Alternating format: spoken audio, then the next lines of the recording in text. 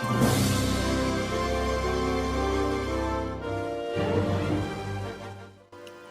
teman-teman, nama saya Clara. Saya dari kelas 7B dan saya bersekolah di SMP Kristen Terang Bangsa.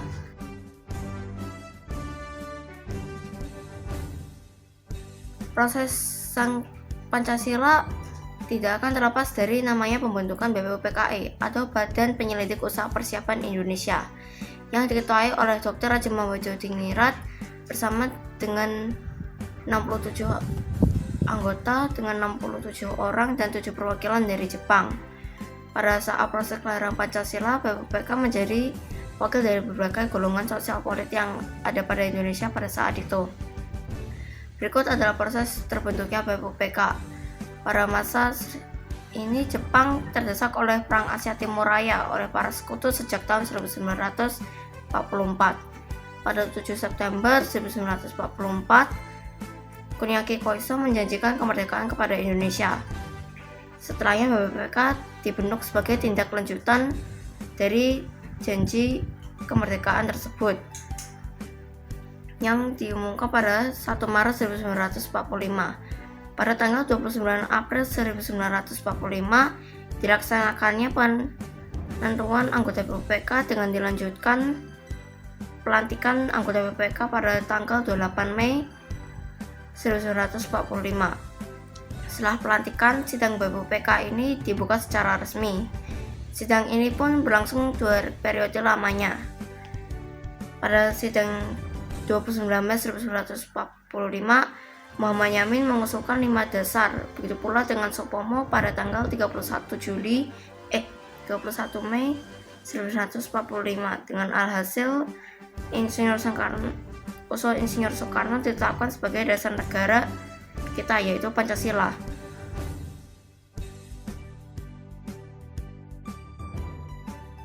Yang pertama, Muhammad Yamin adalah peri kebangsaan, peri kemanusiaan, peri ketuhanan, peri kerakyatan, dan kesejahteraan rakyat.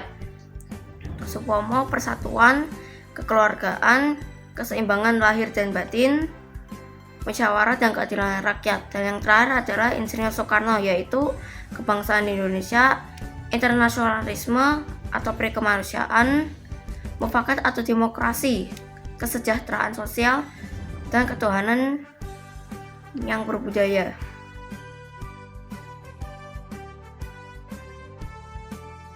Yang pertama adalah kejadian musyawarah perumusan. Panitia 9 memiliki pendapat dan pandangan berbeda mengenai dasar negara kita ini.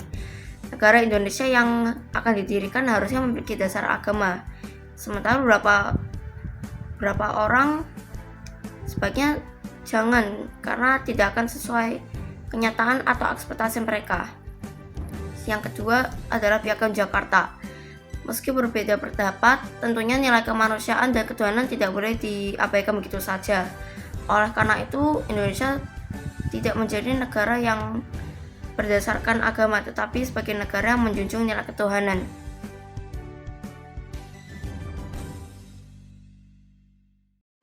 Kesepakatan BPUPK.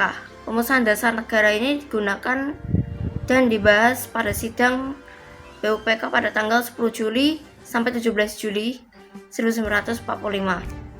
Yang kemudian BPUPK memutuskan untuk membuat UUD dalam 3 bagian. Rancangan ini pun disetujui dan dibubarkan pada tanggal 7 Agustus 1945. Yang kedua adalah Proklamasi Kemerdekaan.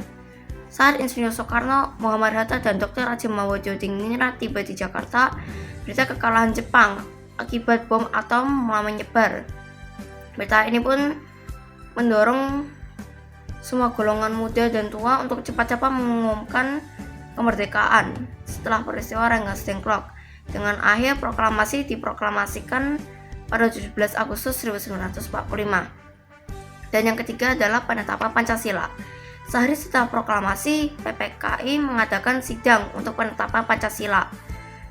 Pancasila pertama pun diubah setelah menerima keberatan dari Insinyur Soekarno dan Muhammad Hatta. Setelah beberapa perubahan, akhirnya Pancasila ditetapkan dan berlaku untuk seterusnya.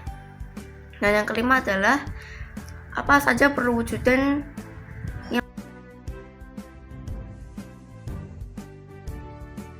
Nilai nilai Pancasila di kehidupan sehari-hari. Untuk nilai ketuhanan di keluarga bisa beribadah bersama di gereja. Untuk di sekolah biasanya devotion bersama dengan teman-teman atau guru. Di masyarakat saling menghormati antar negara yang berbeda agama. Dan untuk bangsa negara tidak mengajak maupun memaksa seorang pindah agama, apalagi kalau ikutan masalah yang berkaitan dengan politik. Yang kedua adalah kemanusiaan. Keluarga menghormati serta menaati nasihat orang tua. Sekolah bersikap toleransi atas perbedaan keyakinan. Di masyarakat tidak membedakan orang dari suku, agama, warna kulit, tingkat ekonomi atau pendidikan, dan latar belakang seseorang. Untuk bangsa negara tidak semena-mena kepada orang lain dan menyemangkan rasa tenggang. Persatuan di keluarga, saling mencintai dan menyayangi sesama anggota keluarga. Di sekolah menghormati guru yang ada di sekolah. Di masyarakat tidak memprovokasi tetangga atau orang yang ada di sekitar rumah. Dan untuk bangsa negara, mengutamakan persatuan, kesatuan, kepentingan, dan keselamatan negara. Untuk yang keempat adalah bermusyawarah.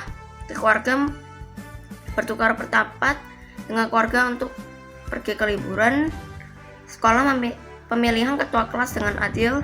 Masyarakat menerima dengan lapang dada dengan pendapat orang lain seperti saat pemilihan ketua RW atau RT. Dan bangsa negara melakukan pemilu untuk memilih presiden Indonesia yang baru dengan adil. Yang kelima dan terakhir adalah keadilan. Di keluarga kita harus membagi makanan rata dan adil. Di sekolah bertanding secara adil saat lomba diadakan. Di masyarakat bersikap adil pada semua orang sesuai hak dan kewajiban kita. Dan yang terakhir adalah bangsa dan negara menghukum atau mengadili sebuah tindakan yang tak sesuai oleh undang-undang yang berlaku, tidak memandang jabatan dan latar belakang. Sekian dari saya. Terima kasih. Mohon maaf jika ada yang kurang.